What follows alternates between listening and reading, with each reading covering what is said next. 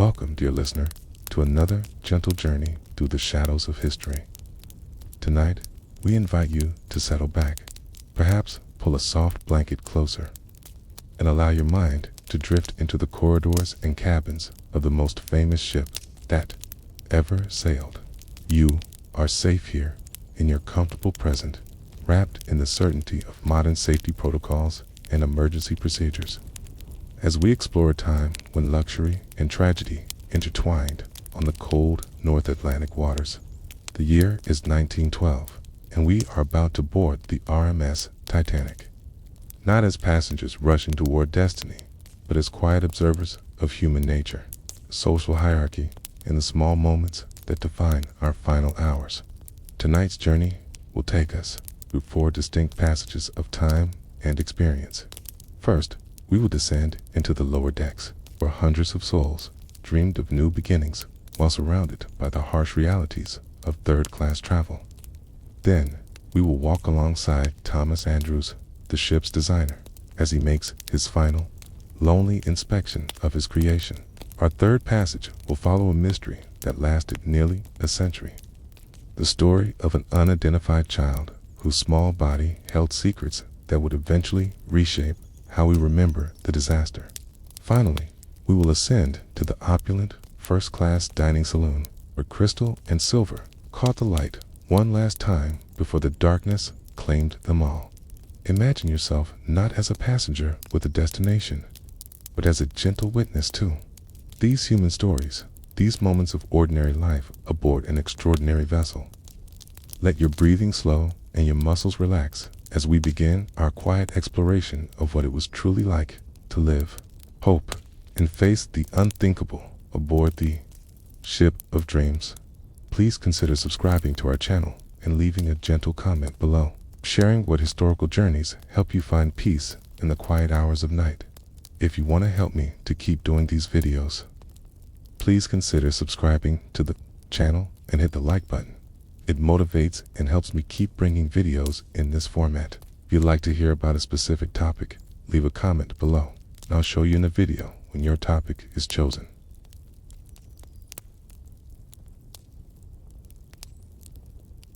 Imagine yourself descending now, step by careful step, down the narrow stairwells that lead away from the grand foyer and into the heart of the ship. The polished mahogany and crystal give way to painted steel and electric bulbs that cast harsh shadows on the walls. You are moving into a different world entirely, one that exists in the same vessel but operates by entirely different rules. This is third class, where over 700 souls have paid their life savings for passage to what they hope will be a better tomorrow.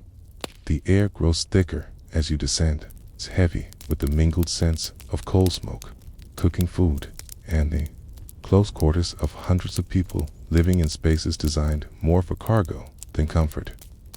The corridors narrow and the ceilings press lower, creating an intimate labyrinth of small cabins and shared spaces. Here, families huddle together in quarters barely larger than modern closets, their few possessions carefully arranged on narrow shelves and hooks. The sound of the engines is more pronounced here, a constant rhythmic thrumming that vibrates through the hull and into your bones, a mechanical heartbeat that reminds everyone aboard that they are suspended between sky and sea by nothing more than steel plates and rivets. Listen carefully, and you can hear the symphony of third-class life. Children's voices echo through the corridors, speaking in a dozen different languages: Swedish, Irish, Italian, Lebanese, each family carrying their own hopes and fears toward Ellis Island. Women's voices rise and fall in quiet conversation as they mend clothes or tend to restless babies. Men gather in small groups, some playing cards, others sharing stories of the lives they left behind and the work they hope to find in America. The sound of footsteps on steel floors creates a constant percussion, accompanied by the occasional slam of a door or the creak of a bunk as someone settles in for sleep. The smell tells its own story of life in close quarters. There is the ever-present scent of the sea, salt and dampness that seeps through every surface of the ship.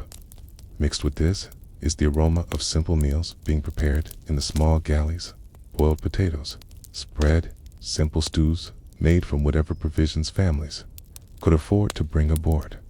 The air carries hints of soap and laundry, evidence of people trying to maintain dignity and cleanliness despite the challenging conditions.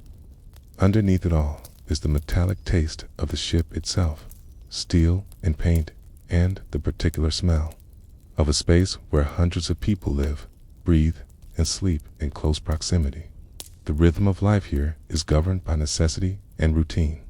Wake early, dress quickly in a narrow space between bunks, fold bedding to create more room during the day. Families take turns using the shared washing facilities. Mothers helping children navigate the unfamiliar shipboard toilets and sinks. Meals are served in the third-class dining saloon, a plain but functional space where long tables accommodate families from across Europe and the Middle East. The food is simple but adequate. Porridge for breakfast, soup and bread for lunch, basic meat and vegetables for dinner. It is nourishing enough, though lacking the elaborate presentations in multiple courses that define dining in the upper classes.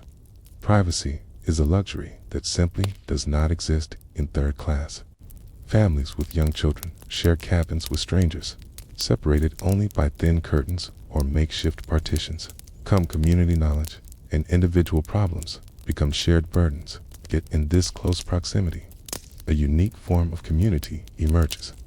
Strangers become neighbors, then friends, then something like extended family.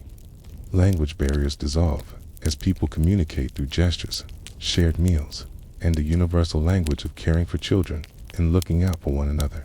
The daily routine is punctuated by small rituals that help maintain a sense of normalcy in this temporary floating world.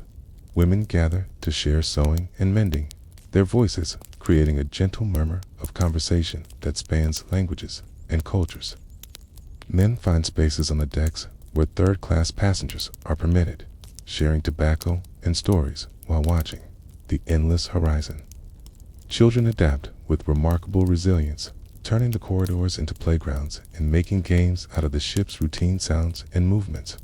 Elderly passengers often become the centers of small communities, their experience and wisdom helping to calm fears and resolve minor disputes that inevitably arise when people are confined together for days at a time. The sleeping arrangements tell their own story of social hierarchy and economic necessity. In the better third-class cabins, families might have their own small space with 2 or 4 berths arranged in compact efficiency. These cabins are Spartan but private, with a small wash basin and perhaps a porthole that offers a glimpse of sea and sky. The walls are painted white or pale green, and while the furnishings are minimal, simple iron bed frames, thin mattresses, a small shelf or two, they provide a space that feels temporarily like home. Families arrange their few possessions carefully, hanging clothes on hooks, storing suitcases under lower bunks, creating small personal spaces within the larger anonymity of the ship. But many third-class passengers find themselves in even more challenging accommodations. Large, dormitory-style compartments house dozens of single men or women, with berths stacked 3 high and arranged in long rows. Privacy here is nothing more than the thin blanket that can be pulled up for a moment of solitude. The air in these spaces is thick with the breathing of many people, and sleep comes fitfully interrupted by snoring, restless movements, and the constant awareness of being surrounded by strangers. Personal belongings must be kept close at all times, and the simple act of getting dressed becomes a careful choreography of modesty and practicality. The social dynamics in third class reflect the broader tensions and hopes of early 20th century immigration. Families who have sold everything they own to buy passage find themselves neighbors with others who made similar sacrifices. Some carry letters from relatives already in America, promising work and housing. Others travel on nothing more than hope and determination, trusting that their skills and willingness to work hard will be enough to build new lives. The conversations that fill the common spaces are a mixture of excitement and anxiety. Dreams of opportunity, shadowed by uncertainty about what waits on the other side of the Atlantic. Religious observance provides comfort and continuity for many passengers. Small prayer groups gather in quiet corners, their voices raised in familiar hymns that transcend language barriers. Some passengers carry religious artifacts or family heirlooms, objects that connect them to the lives they left behind and provide comfort in the uncertainty of transit. The ship's chaplains make regular visits to third class, offering services and counseling to those who seek it. Their presence are a reminder that spiritual needs persist even in the most practical circumstances. The children adapt most readily to shipboard life, their natural resilience and curiosity helping them find wonder in their floating temporary home. They quickly learn the ship's rhythms and routines, making friends across language barriers and cultural differences. Their laughter echoes through the corridors, providing moments of lightness that help their parents cope with the stress of the journey. Mothers watch over them with particular care, knowing that the ship's dangers are magnified for small bodies and that medical care, while available, is limited and far from the family doctors and remedies they left behind in their home countries. As your imaginary journey through third class continues, you begin to notice the subtle and not so subtle ways that the ship's design reinforces social boundaries. The very architecture of the Titanic tells a story of class distinction, with physical barriers that determine not just where passengers can go, but how they experience the voyage itself. These barriers, some obvious and others cleverly disguised as practical necessities, create a hierarchy that extends far beyond the simple matter of ticket price. The shared toilet facilities in third class reveal the stark realities of life for the ship's most numerous passengers. Like the private bathrooms that grace first and second class cabins, third class passengers must navigate a system of communal facilities that serve hundreds of people. The men's and women's lavatories are located at strategic points throughout the third class sections, but there are never quite enough of them. Long lines form, especially in the morning hours when everyone prepares for the day, and again in the evening as passengers ready themselves for sleep. The wait becomes part of the daily routine, a time when neighbors become acquainted through necessity and shared inconvenience. These facilities themselves are functional but Spartan, with white painted walls and floors designed for easy cleaning rather than comfort or privacy. The toilets are basic ship's heads, efficient but hardly luxurious, and the constant motion of the ship makes their use a careful balance of timing and coordination. Hot water is available, but it runs out quickly during peak hours, leaving many passengers to wash with cold water that carries the chill of the North Atlantic. The mirrors are small and often clouded with condensation, making personal grooming a challenge that requires patience and creativity. The queuing system that develops around these shared facilities becomes its own social structure. Families with young children are generally given priority, a courtesy that transcends nationality and language. Elderly passengers receive similar consideration, helped by younger travelers who understand that age brings both wisdom and vulnerability. But tensions can arise during busy periods, when bladders are full and patience runs thin. When cultural differences in concepts of personal space and waiting etiquette create small friction points that must be navigated with diplomacy and understanding. For women, the shared facilities present particular challenges that go beyond simple inconvenience. The cultural expectations of modesty that many female passengers bring from their home countries must be adapted to the realities of communal shipboard life. Washing becomes a carefully choreographed activity, with women helping each other maintain privacy through strategically held towels and blankets. The simple act of changing clothes requires cooperation and understanding. As neighbors create temporary screens and turn away to allow each other moments of privacy in spaces designed with little consideration for such needs. The laundry facilities tell their own story of resourcefulness, community cooperation. Large sinks and washboards are available for passenger use, but hot water and soap must be carefully rationed. Women often work together, sharing soap and taking turns at the better washing stations. Their conversation, creating a rhythm that matches the scrubbing and wringing of clothes. Lines of wet laundry stretch through corridors and across any available space, creating temporary mazes of drying garments that speak to the determination to maintain cleanliness and dignity despite the circumstances. Children present their own challenges in these shared spaces. Mothers must supervise young ones in unfamiliar surroundings while managing their own needs and often caring for babies or elderly relatives as well. The ship's motion can be particularly challenging for small children using toilet facilities designed for adults, requiring mothers to provide physical support while maintaining their own balance on the moving ship. Diaper changing becomes a community affair of sorts, with experienced mothers offering advice and assistance to those traveling with infants for the first time. The dining arrangements in third class reveal another layer of the ship's social architecture. The third-class dining saloon is a large, plain room with long wooden tables and bench seating that can accommodate hundreds of passengers at once. The walls are painted white and green, colors chosen more for their ability to hide stains and wear than for aesthetic appeal. Electric lights hang from the ceiling, casting a bright but somewhat harsh illumination that lacks the warm glow of the crystal chandeliers found in the upper-class dining rooms.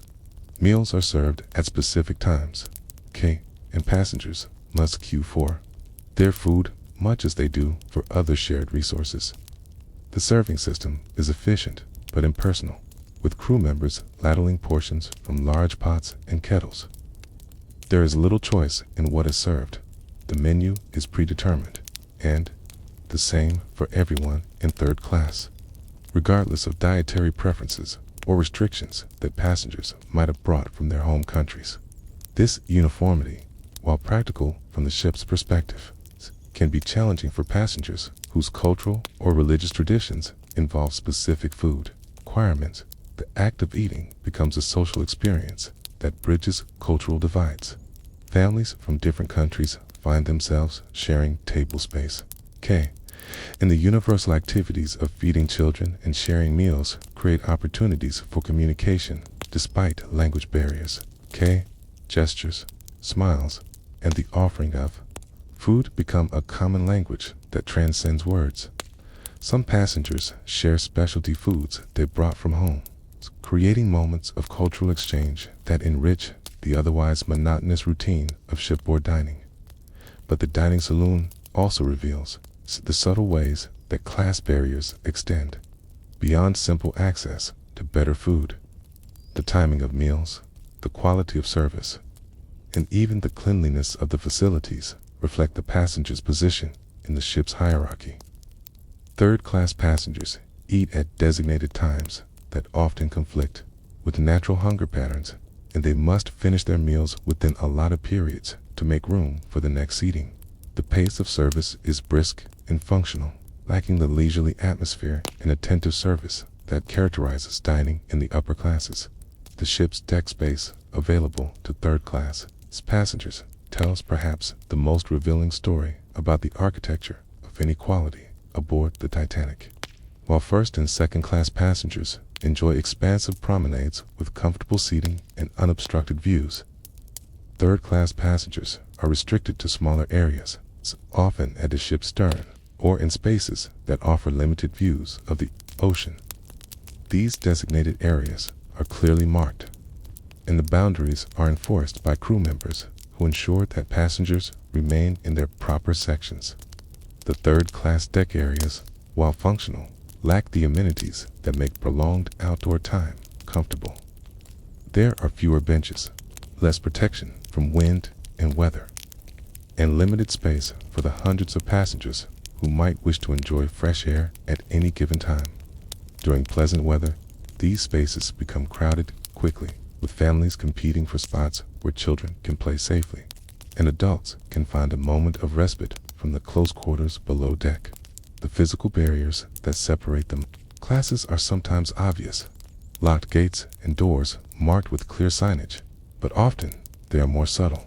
Staircases that appear to lead upward actually terminate at locked doors. Corridors that seem to offer passage to other parts of the ship instead lead to dead ends or areas marked as off-limits to third-class passengers. The ship's design creates the illusion of access while actually maintaining strict segregation, allowing passengers to feel they are part of a grand vessel, keeping them firmly confined to their designated areas. These barriers extend to services as well as spaces. The ship's medical facilities, while technically available to all passengers, are more readily accessible to those in first and second class. Third-class passengers must navigate additional bureaucracy and wait longer for attention, reflecting the assumption that their time and comfort are less valuable than those of wealthier travelers. The ship's library, telegraph services, and other amenities follow similar patterns of accessibility based on passenger class. The crew members who serve third class are themselves part of this hierarchical system. They are often newer employees, less experienced, or assigned to third class as a stepping stone to better positions serving wealthier passengers. Their uniforms are simpler, their training more basic, and their authority more limited. They work longer hours for lower pay, serving many more passengers than their counterparts in first class. Yet they are expected to maintain the same standards of courtesy and efficiency with far fewer resources. The social dynamics that merge within third class are shaped by these physical and structural constraints. Passengers must create their own hierarchies and systems of mutual aid, developing informal networks of cooperation that help them navigate the challenges of communal living. Leadership often emerges organically with individuals who speak multiple languages or have previous travel experience, becoming unofficial guides and mediators for their fellow passengers. The constant awareness of these barriers creates a psychological atmosphere that permeates third-class life. Passengers know that above them, other travelers enjoy luxuries and comforts that are tantalizingly close, yet completely inaccessible.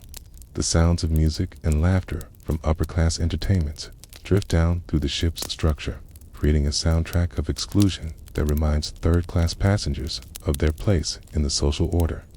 Some accept this reality with resignation, focusing on their own journey and destination. Others harbor resentment or curiosity about the world that exists just beyond the locked doors and restricted staircases dot the evening routines in third class take on particular significance as the day's activities wind down and passengers prepare for sleep. The shared facilities become even more crowded as hundreds of people attempt their bedtime preparations simultaneously. The corridors fill with the sounds of families settling in for the night, parents hushing children, the rustle of bedding being arranged, the quiet conversations of those who cannot yet sleep. The ship's engines provide a constant background rhythm, sometimes comforting in its consistency, sometimes oppressive in its reminder of the mechanical nature of their temporary home. Imagine yourself now in the deep hours of that final night, when the rhythm of the engines that had become as familiar as a heartbeat suddenly faltered, then stopped altogether. The silence that followed was more unsettling than any sound could have been in third class, where passengers had grown accustomed to the constant vibration of the machinery below. This sudden stillness felt unnatural, wrong in a way that penetrated sleep and brought people to wakefulness with a start. It was 23 minutes past 11 on April 14th, 1912, and the world was about to change in ways that no one in the lower decks could yet comprehend. The first sign that something was amiss came not as dramatic announcement or alarm, but as a subtle shift in the ship's movement that experienced travelers recognized immediately. The Titanic, which had maintained a steady forward motion for days, began to list slightly to starboard. In the narrow corridors of third class, this change was magnified. Doors that had hung straight now swung gently closed. Water in wash basins began to collect on one side. As objects that had remained stable throughout the voyage started to slide across surfaces with a soft, insistent whisper that spoke of forces beyond human control. For many third-class passengers, the initial response was curiosity rather than alarm. Some had felt the ship shudder earlier, a strange grinding vibration that had passed through the hull and into their bones. But ships were mysterious things to most immigrants, and usual sensations were often dismissed as normal parts of ocean travel.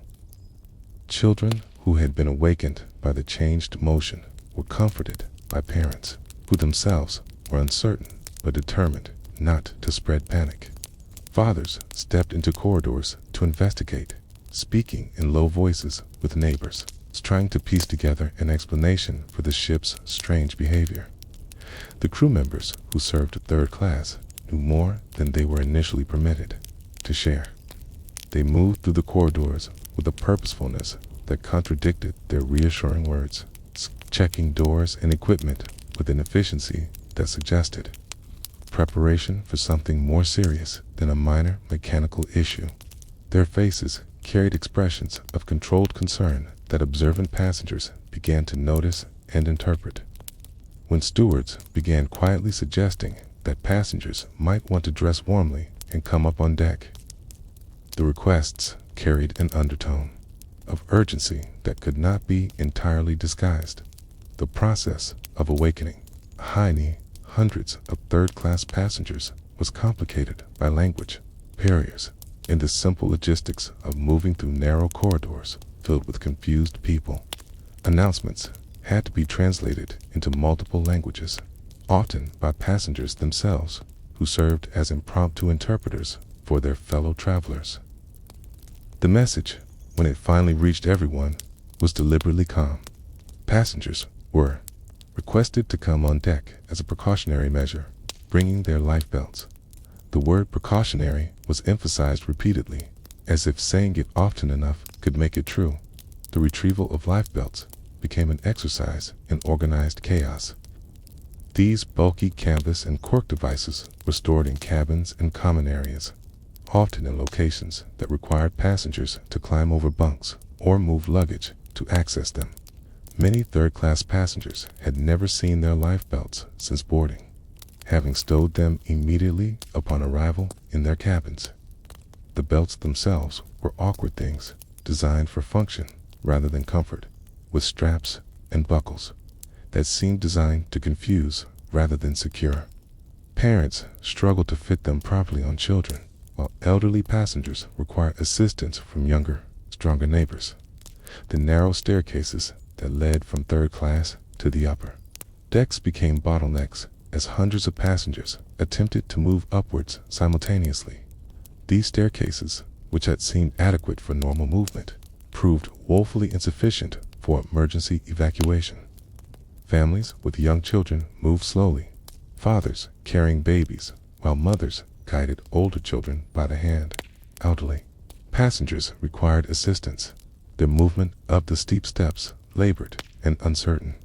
The press of bodies created a human traffic jam that backed up through the corridors, with those at the rear of the queue unaware of the delays ahead and growing increasingly anxious about the wait. The first locked gate that third-class passengers encountered was at the boundary between third and second class. This barrier, which had been a minor inconvenience during normal operations, now became a life-or-death obstacle.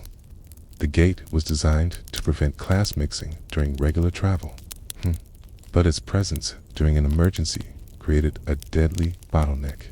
Passengers pressed against the metal barrier, watching as crew members searched for keys or authorization to open the passage. The wait felt interminable, minutes stretching into what seemed like hours as the ship's list grew more pronounced and the deck above. Their heads began to tilt at increasingly alarming angles. When gates were finally opened, it was often too late for many passengers to reach the boat deck where lifeboats were being loaded. The crew members responsible for these barriers faced impossible decisions, following company protocols that demanded class segregation or abandoning those rules in favor of basic human survival. Some chose compassion over regulation, opening gates and directing third-class passengers toward upper decks. Others adhered to their training, maintaining barriers even as the ship's situation grew more desperate. These individual decisions, made in moments of crisis, determined who lived and who died with a randomness that defied any sense of justice or logic. The physical journey from third class to the boat deck required navigation through a maze of corridors, staircases, and passages that third-class passengers had never been permitted to explore. Without escorts or clear signage, families found themselves lost in unfamiliar parts of the ship, following corridors that led to dead ends or restricted areas. The ship's design, which had seemed logical during construction, became a death trap for those unfamiliar with its layout. Parents carried children through passages that grew more tilted with each passing minute, while the sounds of the ship's distress, creaking metal, rushing water, and the distant shouts of crew members created a soundtrack of mounting desperation. The temperature throughout the ship began to drop as cold Atlantic water flooded the lower compartments. Third-class passengers, many of whom had dressed hastily in thin night clothes before leaving their cabins, found themselves shivering in corridors that grew colder with each passing minute. The ship's heating system, dependent on the engines that had stopped running, could no longer maintain comfortable temperatures. Breath began to fog in the air, and metal surfaces became painfully cold to the touch. Children cried from cold as much as fear, their thin bodies poorly equipped to handle the rapidly changing conditions. For those third-class passengers who finally reached the upper decks, the sight that greeted them was both magnificent and terrifying. The boat deck, brightly lit by electric lights that still functioned on emergency power, buzzed with activity as crew members prepared lifeboats for launch. But the orderly evacuation they might have expected was nowhere to be seen. Instead, they witnessed a scene of barely controlled chaos, with first and second-class passengers already claiming spaces in boats, while crew members struggled to maintain order and follow proper procedures. The women and children first protocol, while noble in theory, proved complicated in practice when applied across class boundaries. First-class women and children had already been escorted to boats by attentive crew members who knew them by name and cabin number. Second-class passengers followed in more orderly groups, guided by stewards familiar with their sections of the ship. Third-class women and children arrived in waves, often separated from their families by the confusion of evacuation and the maze-like journey from the lower decks. Many found themselves at the boat deck without their husbands or fathers, who had been left behind in the rush to move people upward, or who had stayed below to help elderly neighbors navigate the treacherous passages. The lifeboats themselves represented the final cruel irony of the class system that had defined life aboard the Titanic. These boats, theoretically available to all passengers in distress, were loaded according to the same social hierarchies that had governed dining arrangements and deck privileges. First-class passengers were helped into boats by crew members who addressed them respectfully and ensured their comfort even in crisis.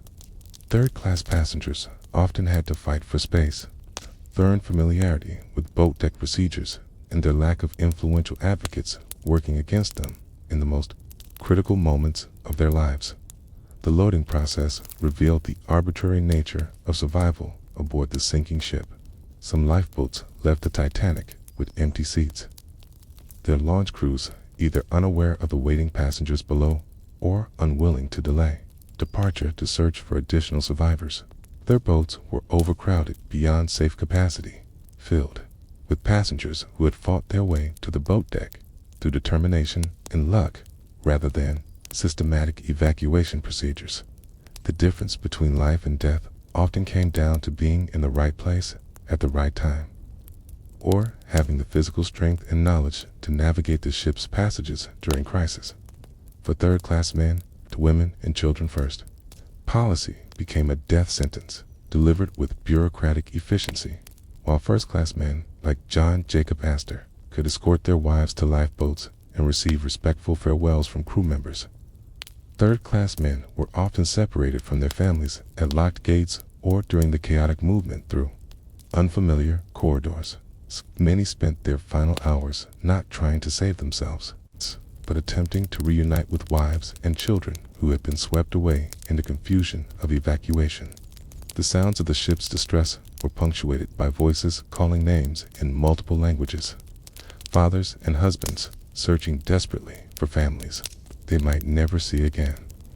The crew members working in third class during the evacuation faced their own impossible choices. Many were immigrants themselves, working their passage to America or sending money home to families in Ireland, England, or other countries where economic opportunity was scarce. They understood the desperation of the passengers they served because they shared similar dreams and fears. Yet their training and employment required them to follow orders that sometimes conflicted with basic human compassion. Some abandoned their posts to help passengers navigate toward safety.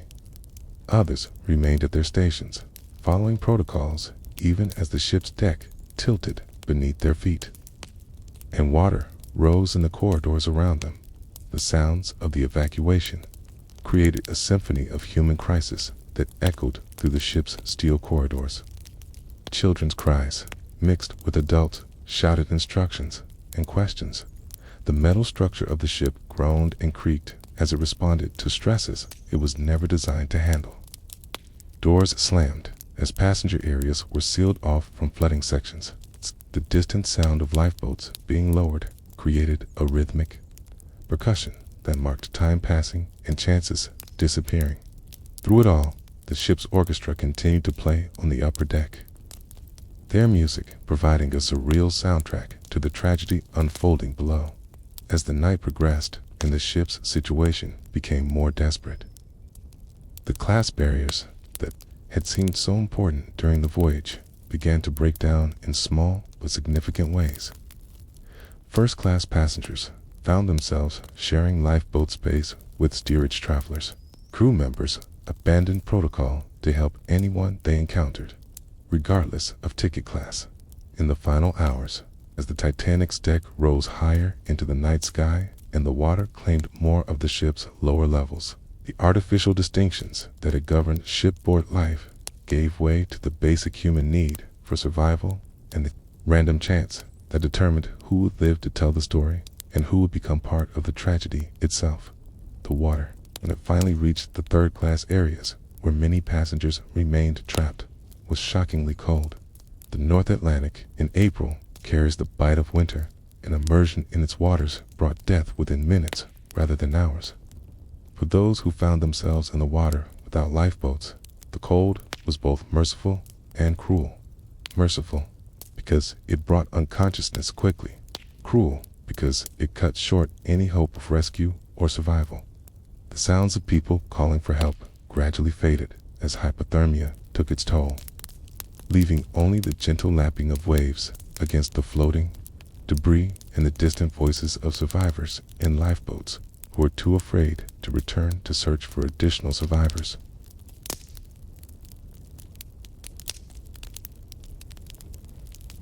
Let your mind drift now from the chaos of evacuation to a quieter story, one of devotion and responsibility that unfolded in the same dark waters.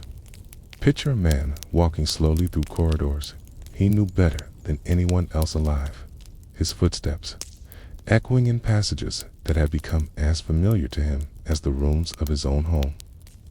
This is Thomas Andrews, Chief Naval Architect of Harland and Wolff Shipyard, the man who had dreamed the Titanic into existence and watched her grow from blueprints to steel reality. Tonight, as his creation settles deeper into the North Atlantic, he moves through her corridors, not as a passenger seeking escape, but as a father checking on a beloved child in distress. Andrews was 39 years old on the night the Titanic sank, a man in the prime of his professional life who had dedicated nearly 2 decades to the art and science of shipbuilding. Born into a family that had built their fortune on Irish linen, he had chosen instead the harder path of engineering, drawn by the challenge of creating vessels that could carry thousands of souls safely across the world's most dangerous waters. His notebooks, always present in his jacket pocket, contained pages of observations and improvements he intended to implement in future ships. Even on this maiden voyage, he had been documenting small inefficiencies and minor design flaws that could be corrected in the Titanic's sister ships. The relationship between Andrews and the Titanic was unlike that of any other person aboard. While passengers saw luxurious accommodations and impressive public spaces, Andrews saw every rivet, every weld, every structural member that held the ship together. He knew the placement of every bulkhead, the capacity of every pump, the strength of every beam. The ship was not just his professional achievement, it was the physical embodiment of years of calculations, compromises, and careful engineering decisions. Every corridor he walked through contained evidence of problems he had solved, challenges he had overcome, and innovations he had pioneered.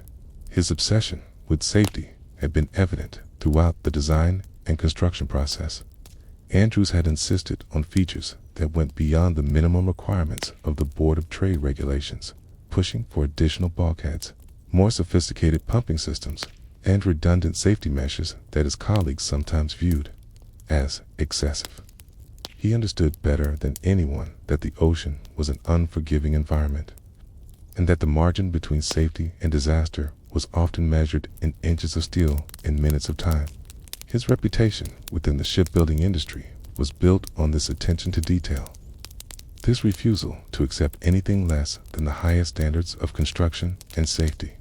The irony that haunted Andrews throughout that final night was his knowledge that the Titanic's safety features, impressive though they were, had been designed to handle damage that was less catastrophic than what the iceberg had inflicted. The ship's watertight bulkheads, which he had fought to make as extensive as possible, were designed to contain flooding in up to 4 compartments. The collision with the iceberg had breached 6 compartments, overwhelming the safety systems that had seemed so robust during the design phase.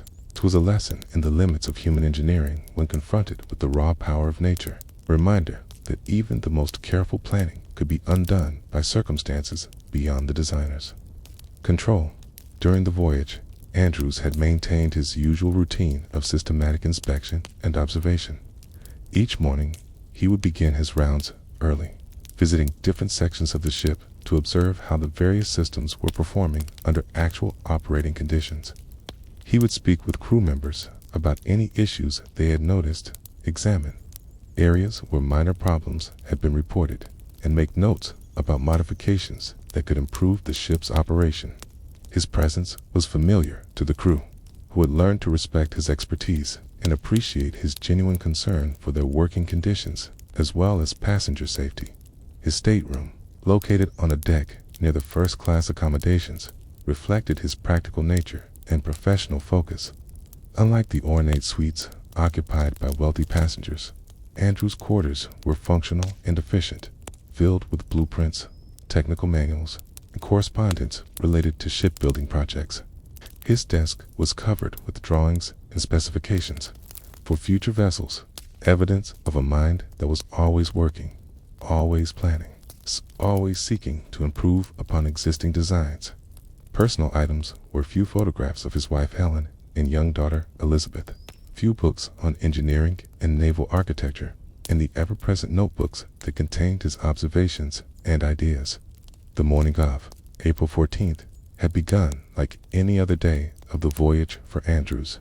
He had risen early, reviewed his notes from the previous day's observations, and begun his systematic inspection of the ship's various systems and spaces. He had spent time in the engine rooms, checking on the performance of the massive reciprocating engines and the new low-pressure turbine that was one of the Titanic's most advanced features. He had visited the wireless room to observe the operation of the Marconi equipment, keen, and had made his usual rounds through the passenger accommodations to ensure that everything was functioning properly. His lunch had been taken in the first-class dining saloon, where he often dined with the ship's officers and other White Star Line officials who were aboard for the maiden voyage. The conversation had touched on the ship's performance during the voyage, which had been excellent, and on plans for minor modifications that would be implemented when the ship returned to Belfast for routine maintenance. Andrews had been pleased with how well the Titanic was performing, but he was never completely satisfied. There were always small improvements that could be made, minor inefficiencies that could be eliminated, ways to make the ship safer and more comfortable for both passengers and crew. The afternoon had been spent in meetings with the ship's chief, engineer, and other senior officers, reviewing the performance data from the voyage and discussing operational procedures that could be refined. Andrews had a particular interest in the ship's electrical systems, which were more advanced and extensive than those of any previous vessel. The Titanic carried its own power plant, generating electricity for lighting, elevators, wireless communication, and numerous other systems that made the ship a marvel of modern technology. He wanted to ensure that these systems were operating at peak efficiency and that backup procedures were in place should any component fail. He dressed quickly and made his way to the bridge, where he found Captain Smith and the ship's officers already gathering information about the collision. The preliminary reports were not encouraging. The ship had struck an iceberg, and there were indications of damage below the waterline. Andrews immediately requested permission to inspect the damage personally, knowing that his expertise in the ship's design would be crucial in determining the extent of the problem and the options available for dealing with it. The inspection that followed would haunt Andrews for the remainder of his life. Accompanied by the ship's carpenter and other crew members, he made his way into the lower levels of the ship to assess the damage firsthand. What he found was worse than anything he had imagined during the design phase. The iceberg had not simply punctured the hole in one location. It had created a series of openings that extended along nearly 300 feet of the ship's starboard side. The damage was not the catastrophic tearing that might have been caused by a head-on collision, but rather a series of smaller openings that were allowing water to enter multiple compartments simultaneously. His engineering training allowed him to perform rapid calculations in his head as he moved through the flooding areas. The rate of water entry, the ship's pumping capacity, the distribution of weight as the water accumulated, all of these factors combined to create a picture that became clearer and more dire with each passing minute. The Titanic's safety features, impressive though they were, had been overwhelmed by the extent and nature of the damage. The ship was going to sink, and there was nothing that human engineering could do to prevent it. The most devastating realization for Andrews was not just that his ship was doomed, but that there was insufficient lifeboat capacity for everyone aboard. This was not an oversight on his part.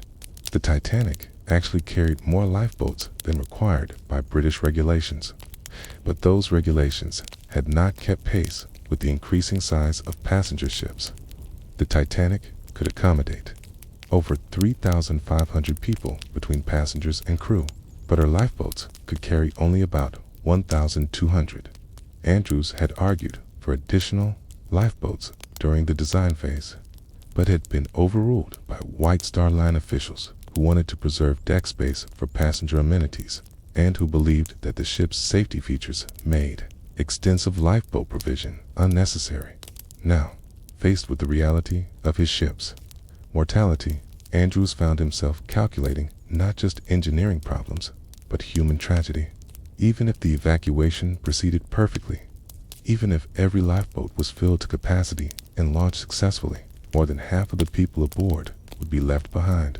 It's the knowledge that his life's greatest achievement would also be the plus instrument of so much death was a burden that settled on his shoulders with crushing weight. His response to this knowledge was characteristic of the man and his sense of responsibility. Rather than seeking safety for himself or retreating to cope with the magnitude of the disaster, Andrews threw himself into the evacuation effort with the same methodical efficiency he had always brought to his work. He moved through the ship, directing crew members to passenger areas that needed attention, helping to organize the complex logistics of moving more than 2,200 people from their cabins to the boat deck in an orderly fashion. His knowledge of the ship's layout made him invaluable. During the evacuation, he knew which passages would provide the quickest routes to the upper decks, which areas would become dangerous first as the ship settled deeper into the water, and which safety systems might still be functional as the flooding progressed. He moved through the ship like a conductor, orchestrating a complex performance, cueing human traffic flow, and ensuring that evacuation procedures were followed as efficiently as possible under the circumstances. As the night deepened and the Titanic's fate became increasingly certain, Thomas Andrews found himself caught between his roles as engineer, gentleman, and human being. The ship that had consumed years of his life was dying beneath his feet, taking with it not only his professional reputation, but also hundreds of souls whose safety had been entrusted to his design. Yet, rather than retreating into despair or self-preservation, Andrews channeled his anguish into action, moving through the tilting corridors with a purposefulness that masked the profound grief building within him. His first priority, after assessing the damage, was to ensure that Captain Smith and the ship's officers understood the full scope of what they were facing. Andrews' calculations, based on his intimate knowledge of the ship's construction and the rate of water entry he had observed, came a clear picture. The Titanic had perhaps an hour and a half, possibly 2 hours, before she would slip beneath the waves. This timeline was not a guess or an estimate. It was a mathematical certainty based on the laws of physics and the realities of naval architecture. The weight of water entering the ship would eventually overcome the buoyancy of the undamaged sections, creating an inevitable progression toward complete submersion. The captain and officers received this information with the stoic professionalism that characterized experienced mariners, but Andrews could see in their faces the same shock and disbelief that he himself was struggling to process. The Titanic had been marketed as practically unsinkable, a claim that, while never officially made by the shipyard, had become part of the public perception of the vessel. Now, on her maiden voyage, that reputation was about to be destroyed, along with the ship herself. The irony was not lost on Andrews that the very features that had made the Titanic famous, her size, her luxury, her advanced safety systems, were proving inadequate against the simple physics of ice meeting steel. At 22 knots, his role during the evacuation was complicated by his status aboard the ship. As a representative of the shipyard rather than a crew member, he had no official authority over evacuation procedures, yet his expertise made him indispensable to the officers who were trying to manage an unprecedented crisis. He found himself moving between official consultation and informal assistance, sometimes advising officers on technical matters, and sometimes directly helping passengers navigate the ship's increasingly treacherous passages. His presence in first class was accepted without question, but when he ventured into steerage areas to assist with evacuation there, his fine clothes and educated accent marked him as an outsider, even as his genuine desire to help became apparent to those he encountered. The physical changes in the ship as she settled deeper into the water provided Andrews with a constant reminder of the precision of his earlier calculations. The list to starboard that had been barely noticeable immediately after the collision grew more pronounced with each passing hour. Doors that had hung straight now swung at angles that made passage difficult. The ship's elevators, marvels of modern technology that had impressed passengers during the voyage, became death traps as the building list made their operation dangerous and eventually impossible. The grand staircase, which had been the centerpiece of the ship's first-class accommodations, began to tilt at an angle that transformed its elegant curves into a treacherous obstacle course. Andrews observed these changes with the eye of an engineer who understood their significance. Each degree of list represented thousands of tons of water that had entered the ship's hull. The way the ship's lights flickered and dimmed told him that the electrical generators were struggling with the changing angle and the flooding of lower compartments. The sounds that echoed through the ship's structure, creaking, groaning, the occasional sharp crack of overstressed metal painted an audible picture of a vessel being pushed beyond the limits of her design. These were the death sounds of his creation, and Andrews heard each one with painful clarity. His interactions with passengers during the evacuation revealed the complex emotions that the disaster evoked. Some passengers, particularly those in first class who had been among the first to be alerted and assisted, thanked him for his role in creating such a magnificent ship, apparently unaware that the same man who had designed their luxurious accommodations was also responsible for the safety systems that were proving inadequate to save them. Others, especially those who had struggled to reach the boat deck from third class, looked at him with expressions that ranged from confusion to accusation, seeing in his well-dressed figure a representative of the class system that had complicated their escape from the ship's lower levels. The children aboard the ship affected Andrews most deeply. His own daughter Elizabeth was safe at home in Belfast, but the sight of frightened children clinging to their parents reminded him constantly of what was at stake in the evacuation efforts. He made special efforts to help families with young children, using his knowledge of the ship's layout to direct them toward the safest and most efficient routes to the boat deck. Some of these encounters were brief, a few words of direction or encouragement as families passed him in corridors. Others were more extended, as he helped carry children or assisted parents in organizing their belongings for the journey to the lifeboats. The ship's officers, recognizing both his expertise and his dedication, had repeatedly urged Andrews to seek safety in one of the lifeboats. Captain Smith himself had suggested that Andrews, as the ship's designer, had valuable knowledge that should be preserved for the investigation that would inevitably follow the disaster. But Andrews had declined these suggestions, feeling that his place was aboard the ship for as long as she remained afloat. He understood better than anyone how much time remained, and he was determined to use every minute to help ensure that the evacuation proceeded as smoothly as possible. His final visits to different parts of the ship took on the character of a farewell tour. He walked through the first-class accommodations, observing how the increasing list had affected the elegant furnishings and decorations that had been installed with such care during the ship's construction. The Persian carpets that had been precisely positioned now lay rumpled against tilted walls. Crystal glasses and china that had graced dining tables were sliding across surfaces or lying shattered on floors that no longer lay level. The palm trees and other plants that had created garden-like atmospheres in the ship's public spaces were falling over, their pots unable to maintain stability as the deck beneath them tilted beyond their ability to adapt. In the second class areas, Andrews observed similar scenes of displacement and disorder, but here the effects seemed more poignant because the accommodations, while comfortable, lacked the overwhelming luxury of first class. These were spaces designed for middle-class families seeking respectable but affordable passage, and the sight of their modest belongings scattered by the ship's motion reminded him of the ordinary dreams and hopes that were being destroyed along with the ship.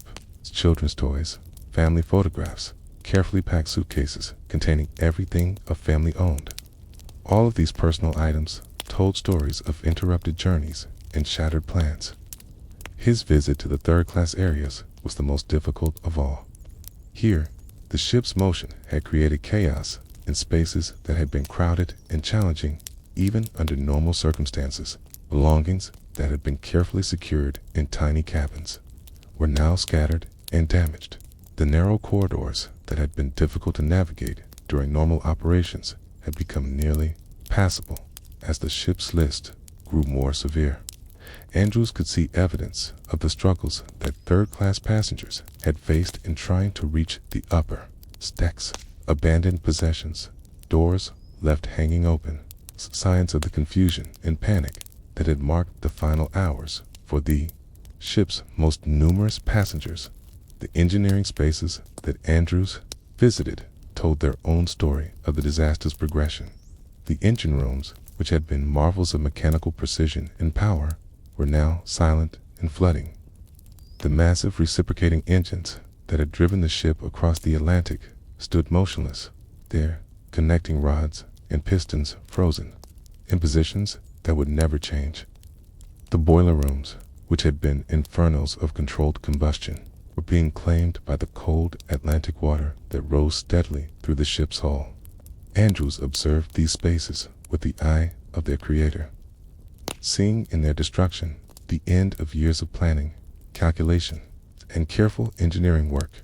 The ship's electrical systems, which had been among Andrews' particular sources of pride, were failing in sequence as water reached critical components. The lights that had illuminated the ship's passages grew dimmer and more intermittent. The power that had operated elevators, ventilation systems, the communication equipment was gradually being lost as generators were flooded or shut down for safety reasons.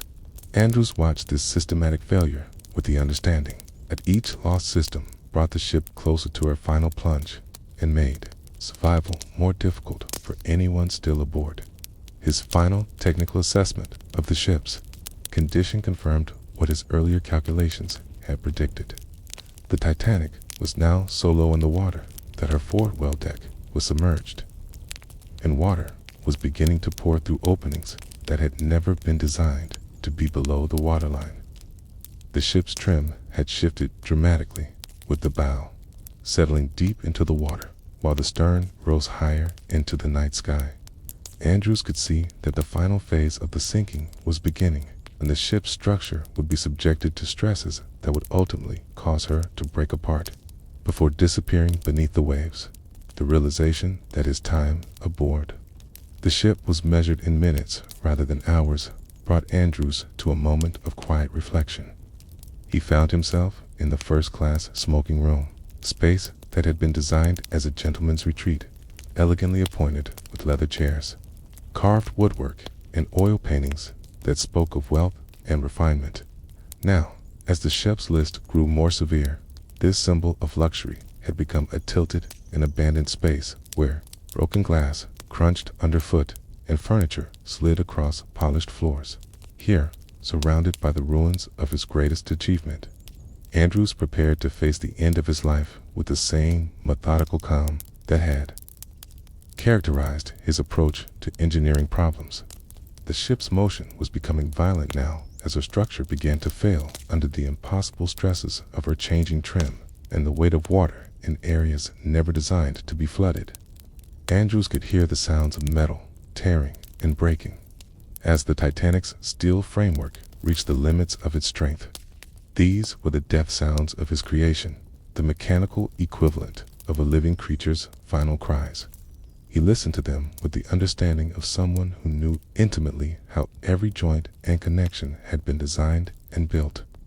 Hearing in the ship's destruction the failure of calculations and decisions that had seemed so solid when made in the comfort of a design office, the cold Atlantic water was beginning to enter the smoking room, flowing across the tilted floor with the relentless persistence that characterized the ocean's claim on the ship. Andrews watched this intrusion with the detached interest of an engineer observing a natural phenomenon, noting the rate of flow and the patterns of distribution that reflected the room's geometry and the ship's motion. The water was shockingly cold, carrying with it the bite of the North Atlantic in April and the promise of quick unconsciousness for those it claimed. As the water rose around his feet and the ship's lights failed for the final time, Andrews remained seated in contemplation that transcended fear or regret. He had lived a life dedicated to the pursuit of excellence in engineering, and while his greatest creation had failed in its ultimate test, He had given everything he had to the attempt to make ocean travel safer and more comfortable for the thousands of people who trusted their lives to the ships he designed. In the end, that dedication and the lessons that would be learned from the Titanic's loss would constitute his true legacy. More enduring than any individual ship and more meaningful than any personal survival could have been. In the tilted smoking room where mahogany panels reflected the flickering electric lights that struggled against the ship's failing power systems, Thomas Andrews sat in contemplation that transcended the immediate crisis surrounding him. The leather chair that had been positioned to offer comfort to wealthy passengers now served as a throne for a man confronting the ultimate failure of his life's work. Around him, the carefully crafted details that had represented the pinnacle of maritime luxury were slowly being claimed by chaos. Crystal ashtrays sliding across tables, oil paintings hanging at impossible angles, the elaborate ceiling moldings casting strange shadows as the room's geometry shifted with each passing minute. The silence in the smoking room was profound, broken only by the distant sounds of the ship's structure adjusting to stresses it had never been designed to handle. The creaking and groaning of steel under impossible loads created a mechanical symphony that Andrews understood with devastating clarity. Each sound told him something about how his creation was failing, how the careful calculations and engineering decisions that had seemed so sound in the safety of the Belfast shipyard were proving inadequate against the simple physics of ice, water, and time. He listened to these sounds as a doctor might listen to a patient's labored breathing, hearing in them the approaching end of something he had devoted years of his life to creating. His thoughts turned inevitably to his family, sleeping peacefully in their Belfast home while he faced the final consequences of his professional dedication. Helen would wake to news that would shatter her world, learning that the husband who had left home proud and confident in his latest achievement had perished with that achievement in the cold Atlantic waters. Their daughter, Elizabeth, only 2 years old, would grow up with only photographs and stories to remember the father who had spent so many hours at his drawing board, sketching the ships that would carry passengers safely across the world's oceans. The letters he had written to them during the voyage, filled with technical enthusiasm and personal affection, would become precious relics of a life cut short by the failure of his greatest creation. The professional legacy that Andrews contemplated in those final minutes was complex and contradictory. The Titanic disaster would forever overshadow the many successful ships he had designed, the innovations he had pioneered, and the safety improvements he had championed throughout his career. Yet he understood that failure often taught more valuable lessons than success, and that the tragedy unfolding around him would likely lead to improved safety regulations, better emergency procedures, and more stringent requirements for lifeboat capacity. His death would not be meaningless if it contributed to the safety of future passengers on future ships. If the lessons learned from the Titanic's sinking made ocean travel safer for generations to come, Andrews thought about the people who had trusted their lives to his design, the passengers who had boarded the Titanic with confidence in her safety and luxury, the immigrant families in third class who had spent their life savings on passage to America, believing that the ship's reputation for safety would see them safely to their new homes.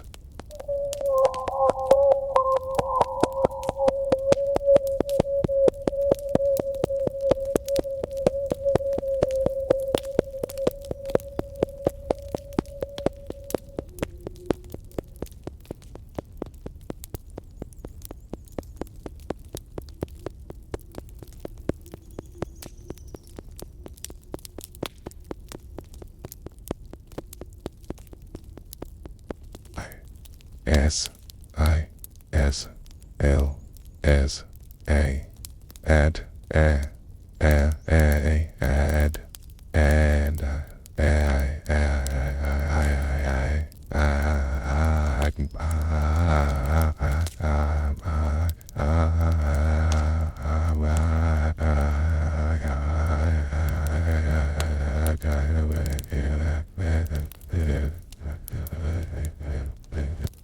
elegance and prestige, confident that the latest advances in naval architecture would provide both comfort and security.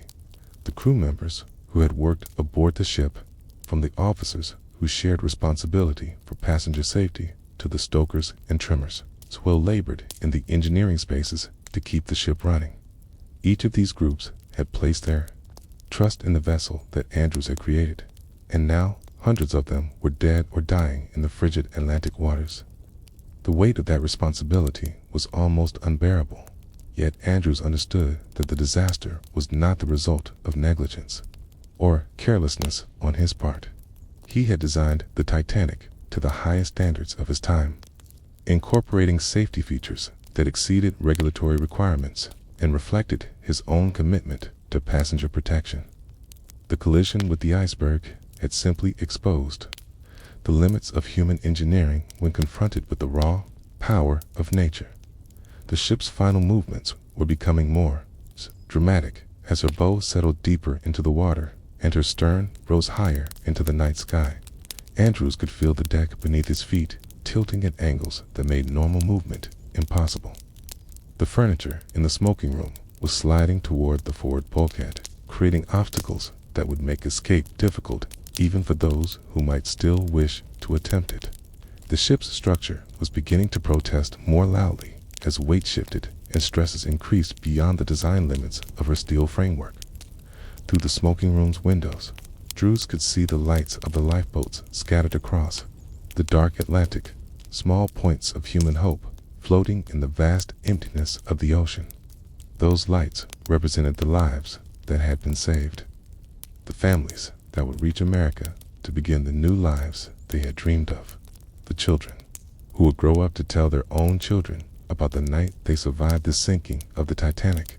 The sight of those distant lights provided some measure of comfort, evidence that his ship had not been a complete failure. Guess that our evacuation procedures had succeeded in saving some of those who had trusted their lives to her safety.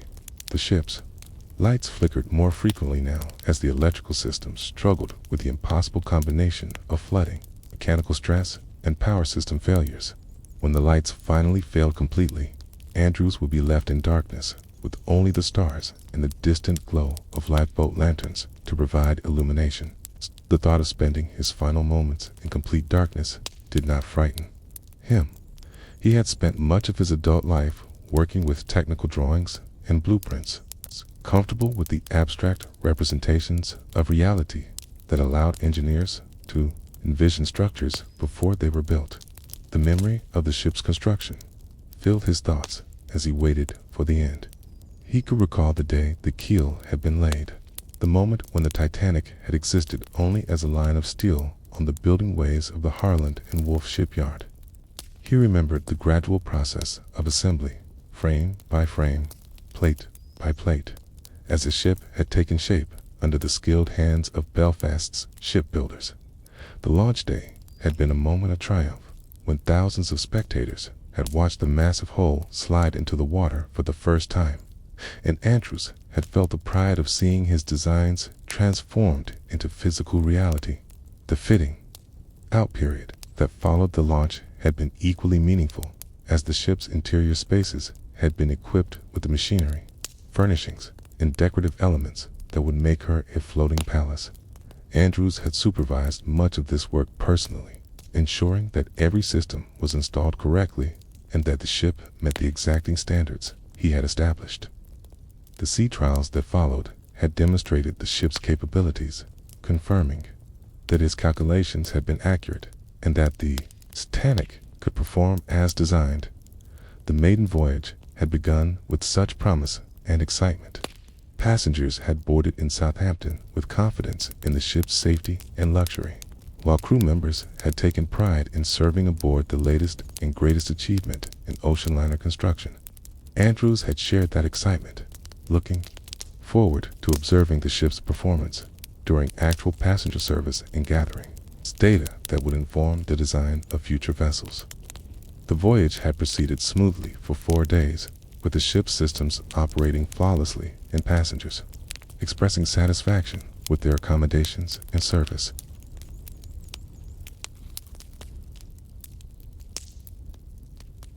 Let your thoughts drift now from the grand tragedy of the ship's designer to a smaller, more intimate mystery that would haunt the survivors and investigators for nearly a century.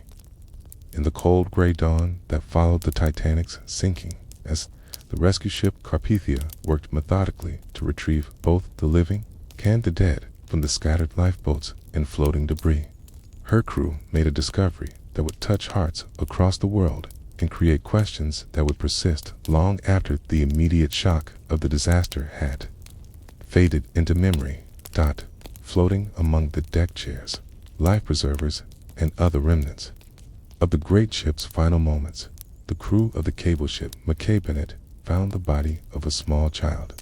The little boy, appearing to be no more than 2 years old, floated peacefully in his life jacket, his fair hair moving gently with the motion of the waves. He was dressed in a gray coat with a velvet collar, beneath which he wore a simple white shirt and dark knickers. His small brown shoes, carefully laced by loving hands, remained tied despite his time in the water. In death, he looked as though he might simply be sleeping, an impression that would break the hearts of the hardened sailors who pulled him from the Atlantic's embrace. The discovery of any child among the victims was heartbreaking, but this particular little one presented a mystery that seemed to deepen rather than resolve as the rescue efforts continued. No one among the survivors claimed him. No family came forward to identify him. No passenger manifest clearly accounted for a child matching his description, traveling alone or separated from family members. He had become, in the aftermath of the disaster, not just a victim, but an enigma, a small soul whose identity had been lost, along with so much else when the Titanic slipped beneath the waves. The crew of the McCabinet men, accustomed to the grim realities of death at sea, found themselves particularly affected by the sight of this unknown child. Captain Frederick Launder, who supervised the recovery operations, made the decision to give the boy special attention, ensuring that his small body was treated with the dignity and care that would have been shown to any identified passenger. The sailors who handled the recovery spoke in hushed tones about the child, their usual gallows humor silenced by the poignant sight of innocence claimed by tragedy. They wrapped him carefully in canvas and placed him in the ship's makeshift morgue with a tenderness that spoke to their recognition of the profound loss. He represented the possibility that the child had been traveling with family members who had not survived the disaster, added another layer of tragedy to his story. If his parents had perished in the sinking, there might be no one left alive who could identify him or provide information about his background. The passenger manifests from the Titanic, while comprehensive, were not perfect records, and it was known that some passengers had boarded under names different from those on their official documents, while others had made last-minute changes to their travel plans that were not reflected in the ship's records. Immigration patterns of the early 20th century suggested several possibilities for the child's background. Many of the third-class passengers aboard the Titanic were families seeking new opportunities in America, traveling with children who had been born in their countries of origin, but would have grown up as Americans if they had completed their journey successfully. The child might have been traveling with parents who spoke little English, making communication with the rescue personnel difficult and potentially contributing to confusion about his identity. Alternatively, he might have been part of an extended family group where responsibility for his care was shared among several adults, any of whom might have been lost in the disaster. The clothing worn by the unknown child provided some clues to his likely social and economic background, but these clues raised as many questions as they answered. His gray coat with its velvet collar was the sort of garment that would have been considered appropriate for a middle-class child traveling on an important journey, suggesting parents who valued appearances and wanted their son to be properly dressed for his arrival in America. The quality of the fabric and construction indicated that the family had sufficient resources to purchase good clothing, or at least to prioritize their child's appearance over other potential expenses. The investigation into the child's identity took on increasing urgency as the immediate aftermath of the disaster gave way to more systematic efforts to account for all passengers and crew. Officials from the White Star Line, working in cooperation with immigration authorities and various consular offices, attempted to match the physical description of the unknown child with reports of missing passengers. This process was complicated by the fact that many third-class passengers had been traveling under conditions that made precise record-keeping difficult, and that some families had been separated during the evacuation in ways that made it unclear which family members had survived and which had been lost. The emotional impact of the unknown child's story extended far beyond the immediate circle of survivors and investigators. Newspapers across Britain and America picked up the story, running photographs of the child's clothing and descriptions of his appearance in hopes that someone, somewhere, might recognize him and come forward with information about his identity. These appeals generated hundreds of responses from families who had lost children in various circumstances. But none of the leads proved fruitful in establishing the boy's identity. The decision of what to do with the child's remains became a matter of considerable debate among the officials responsible for handling the disaster's aftermath. Without a family to claim the body or direct burial arrangements, the child risked being interred as a pauper in an unmarked grave, a fate that seemed particularly cruel for one so young who had already suffered so much. The crew of the Mecca Bennett, who had been deeply affected by the child's story, contributed money from their own wages to ensure that he would receive a proper burial with a marked grave. Their generosity reflecting the profound impact that his discovery had made on these hardened men of the sea. The story of the unknown child also became part of the broader mythology that grew up around the Titanic disaster, inspiring countless works of fiction, drama, and artistic interpretation. Writers and filmmakers found in his story a powerful symbol of the tragedy's impact on innocent life, while artists created works that attempted to capture the poignancy of a child lost not just to death, but to anonymity. These creative interpretations, while not historically accurate, served to keep the child's memory alive in popular culture and to remind each new generation of the human cost of the disaster. The families of other children who had been lost in the Titanic sinking often found themselves drawn to the story of the unknown child, seeing in his fate a reflection of their own losses and grief. Some of these families adopted his grave as a surrogate memorial for their own children whose bodies had never been recovered, treating the unknown child as a representative of all the young lives that had been cut short by the disaster. This adoption of the child as a universal symbol of loss created a community of grief that transcended the specific circumstances of individual families.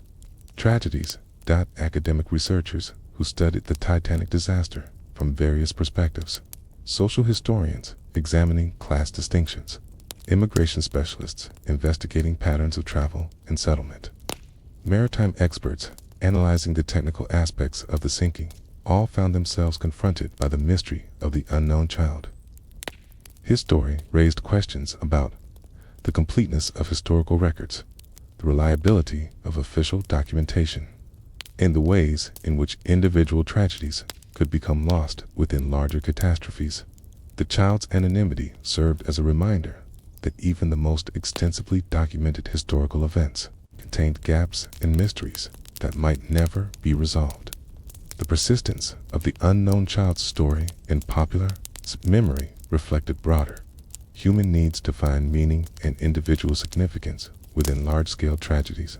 While the Titanic disaster could be understood in terms of statistics, the number of lives lost, the percentage of survivors by passenger class, the technical failures that led to the sinking, the story of one unidentified child provided a focal point for emotions and questions that could not be addressed through numerical analysis alone.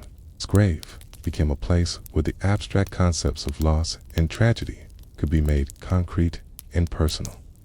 As the years passed and the immediate shock of the Titanic disaster faded into historical memory, The mystery of the unknown child remained a persistent puzzle that captured the imagination of researchers, genealogists, and ordinary people who were drawn to unsolved questions from the past.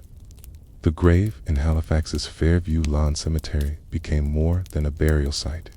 It evolved into a symbol of all the unanswered questions that surrounded the disaster. A physical reminder that even the most thoroughly documented tragedies contained gaps and mysteries that defied easy resolution. The investigation into the child's identity took on new dimensions as the decades passed, and different generations of researchers brought fresh perspectives and new methodologies to the mystery. In the 1920s and 1930s, as the first wave of Titanic research began in earnest, investigators focused primarily on documentary evidence, passenger manifests, immigration records, and survivor testimonies. These early researchers meticulously cataloged every known child who had been aboard the Titanic, creating comprehensive lists that attempted to account for each young passenger and match them with their ultimate fate. The unknown child's description was compared against every possible candidate, but no definitive match could be established. The development of more sophisticated genealogical research methods in the mid-20th century brought new hope for solving the mystery, but also revealed the extent of the challenges involved in tracing immigrant families from this period. Professional genealogists who took on the case discovered that many of the families who had traveled aboard the Titanic had left behind fragmentary records in their countries of origin, making it difficult to establish complete family trees or to verify the accuracy of information provided by survivors. Records that might have clarified family relationships and travel circumstances had often been destroyed in the wars and upheavals that followed the Titanic disaster, creating permanent gaps in the historical record. The story of the unknown child became intertwined with several specific cases of missing children that seemed to offer possible matches for his identity. Each of these cases generated its own community of investigators and advocates who believed they had found the solution to the mystery, leading to passionate debates within the Titanic research community about the relative merits of different theories. These debates reflected not just scholarly disagreements about evidence and methodology, but also emotional investments in particular families, stories, and the desire to provide closure for relatives of the disaster's victims. One of the most persistent theories centered around the Sage family, a large English clan that had been traveling to America with plans to establish a fruit farm in Florida. The family included several young children, and survivor accounts suggested that some family members had become separated during the evacuation. Advocates of the Sage theory pointed to physical similarities between the unknown child and descriptions of the youngest Sage boy, as well as to the family's documented presence in the areas of the ship where the child might have become lost. However, other researchers questioned this identification, noting discrepancies in age estimates and clothing descriptions that seemed to argue against the Sage connection. Another compelling possibility involved the Panula family from Finland, who had been traveling with 4 young children toward a new life in America. The family's tragic story, all 6 family members had perished in the disaster, made them frequent subjects of Titanic research, and several investigators believed that the unknown child might be one of the Panula boys. The family's Scandinavian background seemed consistent with the child's fair coloring. Their presence in 3rd class matched the circumstances suggested by his clothing, as his body was recovered. Yet here too, definitive proof remained elusive, with conflicting evidence about ages, physical descriptions, and the specific circumstances of the family's final hours. The mystery was further complicated by the possibility that the unknown child might have been traveling with relatives or family friends rather than his immediate parents, a common arrangement during the era of mass immigration when extended. Families often coordinated their journeys to America over periods of several years. Children might travel with aunts, uncles, or family friends who were making the journey ahead of their parents, or they might be sent to relatives who had already established themselves in America. These complex family arrangements meant that a child's traveling companions might not share his surname or have obvious family relationships that would be apparent to investigators working decades after the fact. International cooperation became increasingly important to the investigation, as researchers recognized that solving the mystery would likely require access to records and expertise from multiple countries. Many of the families who had traveled aboard the Titanic had originated in countries across Europe, and understanding their backgrounds required collaboration with researchers and institutions in Britain, Ireland, Scandinavia, and other regions. Language barriers and differences in record-keeping practices added complexity to these international investigations, but they also opened new avenues for research that had not been available to earlier. Generations of investigators. The establishment of formal Titanic research organizations and the development of scholarly conferences dedicated to the disaster created new forums for discussing the unknown child's case and sharing research findings. These organizations brought together professional historians, genealogists, maritime experts, and amateur researchers who could collaborate on complex cases that required multiple areas of expertise. The collegial atmosphere of these research communities fostered detailed discussions of evidence and methodology that advanced understanding the case, even when they did not immediately lead to definitive solutions. The ethics of investigating historical mysteries involving deceased children became a subject of discussion within the research community, as investigators grappled with questions about the appropriate boundaries for their work. Some argued that the passage of time had made the unknown child's case primarily a matter of historical interest, while others maintained that the potential for providing closure to surviving family members justified continued investigation. These discussions reflected broader questions about the responsibilities of researchers working with sensitive historical materials and the balance between scholarly inquiry and respect for the privacy, exquisite, and dignity of the subjects being studied. The development of computer databases and digital research tools revolutionized Titanic research in the final decades of the 20th century, making it possible to cross-reference vast amounts of information and to identify patterns and connections that had not been apparent in earlier manual research efforts. These technological advances allowed researchers to analyze passenger manifests, immigration records, and family histories with unprecedented sophistication, creating new possibilities for solving long-standing mysteries like the identity of the unknown child. Media attention to the unknown child's case waxed and waned over the decades, typically intensifying around significant anniversaries of the disaster or when new theories or evidence emerged. Television documentaries, newspaper articles, and magazine features periodically brought the case to public attention, generating new tips and leads that investigators had to evaluate. While most of these media-generated leads proved fruitless, they also demonstrated the enduring public fascination with unsolved mysteries and the human desire to provide names and stories for anonymous victims of historical tragedies. The physical condition of the unknown child's grave and memorial became a focus of ongoing attention from the Halifax community and from Titanic enthusiasts around the world.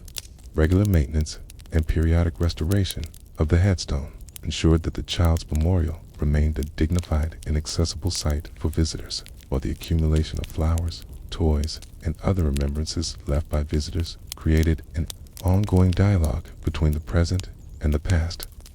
The grave became a pilgrimage site, not just for those interested in the Titanic disaster, but for anyone moved by stories of childhood innocence lost to tragedy. The dawn of the 21st century brought with it scientific capabilities that previous generations of investigators could never have imagined. Technologies that would finally provide answers to questions that had persisted for nearly 9 decades. Development of sophisticated DNA analysis techniques offered new hope for solving the mystery of the unknown child's identity. but it also raised complex questions about the ethics of disturbing long-buried remains and the appropriate use of genetic information in historical research. The decision to pursue DNA testing was not taken lightly, requiring careful consideration of scientific possibilities, ethical responsibilities, and the wishes of potential family members who might be affected by the results. The initial proposal to conduct DNA testing on the unknown child's remains emerged from the Titanic research community in the late 1990s, as investigators recognized that advances in genetic analysis had reached the point where meaningful results might be obtained, even from remains that had been buried for nearly a century. The proposal generated considerable debate within the research community, with some arguing that the potential for finally providing the child with his identity justified the disturbance of his grave, while others maintained that the passage of time had made such intervention inappropriate and that the child should be allowed to rest in peace, regardless of the mysteries surrounding his identity. The genealogical groundwork for the DNA testing required unprecedented cooperation among researchers working in multiple countries and utilizing various types of historical records. Before any genetic testing could be meaningful, investigators needed to identify specific families whose children might match the unknown child's description, and then locate living descendants who could provide comparison samples. This process involved not only the traditional genealogical research that had been ongoing for decades, but also extensive outreach to potential family members who might not have been aware of their possible connection to the Titanic disaster. The Panula family emerged as the most promising candidates for DNA comparison, based on decades of research that had identified them as one of the most likely matches for the unknown child. The family had been traveling from Finland to America with 4 young children, all of whom had perished in the disaster along with their parents. Genealogical research has successfully traced the family's history and identified living relatives in Finland who were willing to provide DNA samples for comparison purposes. The family's cooperation with the research effort reflected not only their desire to potentially identify their lost relative, but also their recognition of the broader historical significance of solving this long-standing mystery. The exhumation of the unknown child's remains was conducted with extraordinary care and respect, recognizing both the scientific requirements of the investigation and the emotional significance of disturbing a grave that had been visited by thousands of mourners over the course of nearly a century. The process was carried out in the early morning hours to minimize public attention and disruption, with representatives from the cemetery, the research team, and various governmental authorities present to ensure that all protocols were followed appropriately. The small coffin was carefully removed from its resting place, transported to laboratory facilities where the analysis would be conducted.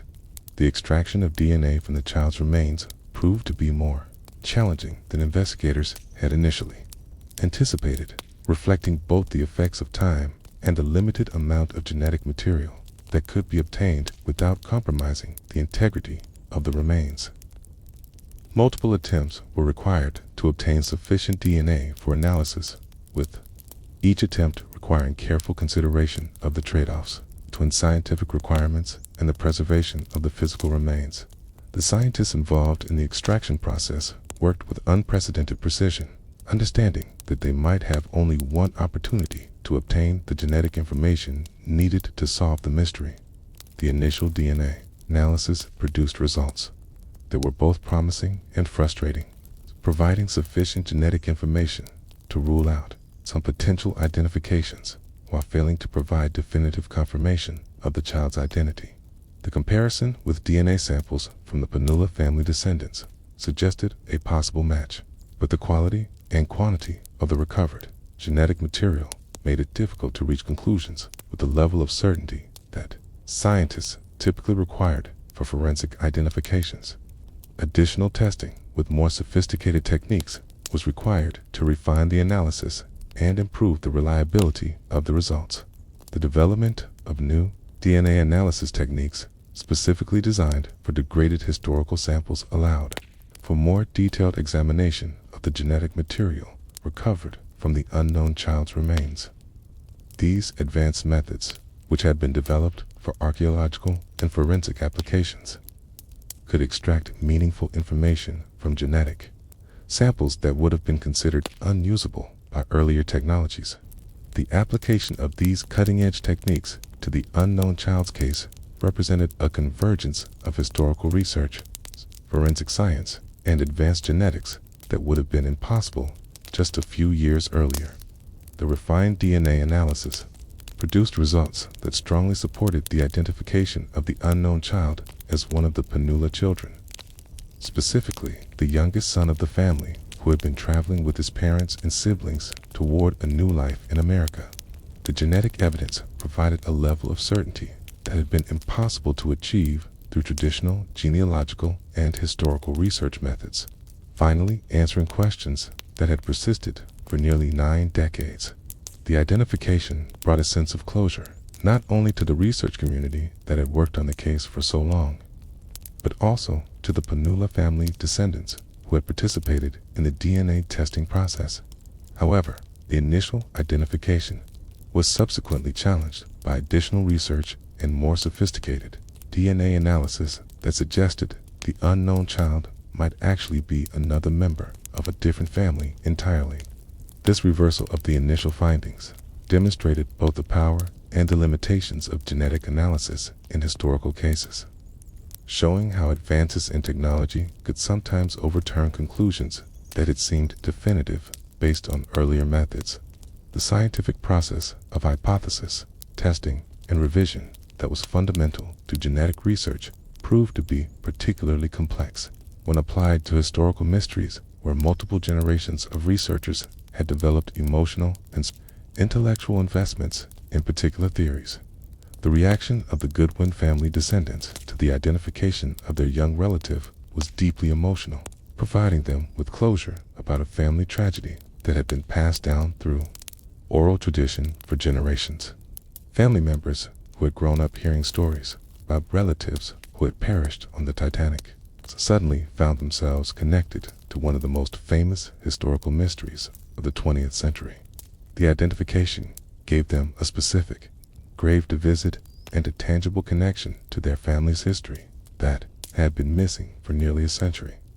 The scientific techniques that had made the identification possible represented a convergence of multiple fields of study that demonstrated the power of interdisciplinary collaboration in solving complex historical problems.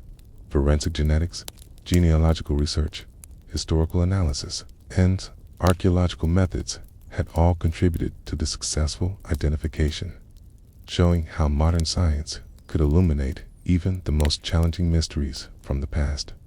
The case became a model for other historical investigations that involved unidentified remains and demonstrated the potential for DNA analysis to provide answers to questions that had seemed permanently unsolvable. The implications of the identification extended beyond the specific case of the unknown child to broader questions about memory, identity, and the ways in which societies remember and commemorate historical tragedies. The nearly century-long mystery had allowed the unknown child to become a universal symbol of loss and innocence, representing all of the victims of the disaster in ways that a specifically identified individual might not have been able to do. The resolution of his identity raised questions about whether the symbolic power of his story be diminished by the knowledge of his specific name and family background. The grave marker in Halifax was eventually updated to reflect the child's newly confirmed identity, but the change was made in a way that honored both his specific identity as Sidney Leslie Goodwin and his historical role as the unknown child who had represented all of the disaster's young victims. The inscription acknowledged both aspects of his story, recognizing that his decades of anonymity had been as much a part of his historical significance as his eventual identification. Visitors to the grave could now understand both the specific tragedy of the Goodwin family and the broader symbolic meaning that the child's story had acquired over the course of nearly a century. The success of the DNA identification project encouraged similar efforts to identify other unidentified victims of the Titanic disaster, leading to additional exhumations and genetic analyses that resolved several other long-standing mysteries. These subsequent investigations benefited from the techniques and protocols that had been developed during the unknown child's case, demonstrating how breakthrough research in one area could enable progress in related fields. The precedent established by the successful identification also provided a framework for future investigations involving unidentified historical remains from other disasters and conflicts. The educational value of the unknown child's case extended far beyond its specific historical significance to broader lessons about scientific methodology, the evolution of research techniques, and the importance of preserving historical evidence for future analysis. The case became a valuable teaching tool for students of genetics, genealogy, history, and forensic science, illustrating how complex research problems could be solved through the careful application of multiple analytical approaches over extended periods of time. The story demonstrated both the power of modern scientific techniques and the importance of maintaining detailed historical records that could be reanalyzed as new methods became available. The resolution of the unknown child's identity also highlighted the role of amateur researchers and genealogical enthusiasts in advancing historical knowledge, as many of the crucial breakthroughs in the case had come from individuals working outside of formal academic or professional institutions. The democratization of research tools and the availability of online databases had enabled passionate amateur investigators to make significant contributions to the case, demonstrating how modern technology could expand the community of people capable of conducting meaningful historical research. This collaboration between professional scientists and amateur enthusiasts became a model for other complex historical investigations that required both specialized expertise and extensive grassroots research efforts. The story of Sidney Leslie Goodwin, the unknown child who had finally been given back his name, became a powerful reminder of the individual human stories that comprised larger historical events. His identification provided a concrete example of how scientific advances could illuminate the past and give voice to those who had been silenced by tragedy and time. The nearly century-long journey from anonymous victim to identified individual reflected both the persistence of human curiosity and the power of modern science to answer questions that had seemed permanently beyond reach. In the end, the little boy who had floated alone in the North Atlantic had become not just a symbol of loss, but a testament to the human determination to remember and honor even the smallest victims of historical tragedy.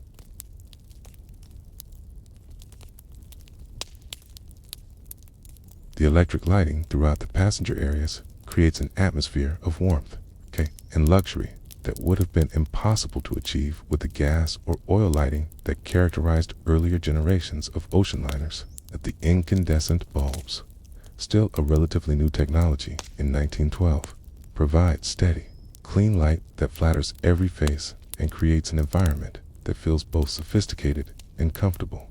The electrical systems that power this lighting represent one of the Titanic's most advanced features, a complete power plant that provides electricity for lighting, elevators, ventilation, wireless communication, heat, and countless other systems that make the ship a marvel of modern engineering. The gentle motion of the ship continues to provide a subtle reminder of the remarkable journey being undertaken. The almost imperceptible swaying that speaks of thousands of tons of steel and machinery moving through the dark Atlantic at speeds that would have been unimaginable to earlier generations of travelers. This motion, so well controlled by the ship's design and the skill of her crew, adds to rather than detracts from the passenger's sense of adventure and accomplishment, creating an awareness that they are participating in one of the great technological achievements of their age. The conversations that fill the various social spaces reflect the concerns and interests of individuals who wield enormous influence in the economic and social life of their time. Discussions that touch on business conditions, political developments, social issues, and cultural trends. These are not merely wealthy individuals enjoying their privilege, but active participants in shaping the world around them. People whose decisions in boardrooms and social organizations affect the lives of thousands of employees, customers, and community members. Their discussions this evening provide insights into the thinking of the elite classes during a period of rapid social and economic change. The service staff who attend to the passengers during these evening social activities maintain the same standards of professionalism and discretion that have characterized the entire voyage. Their movements so practiced and efficient that they seem to anticipate needs before they are expressed.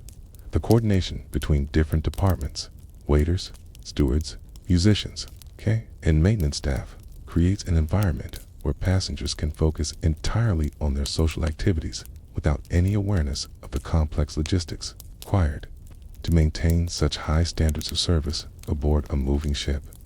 The time approaches 11:30 in the evening, and the social activities continue with a relaxed pace that characterizes the leisurely lifestyle of first-class passengers, individuals who are accustomed to taking their time over conversations and social interactions.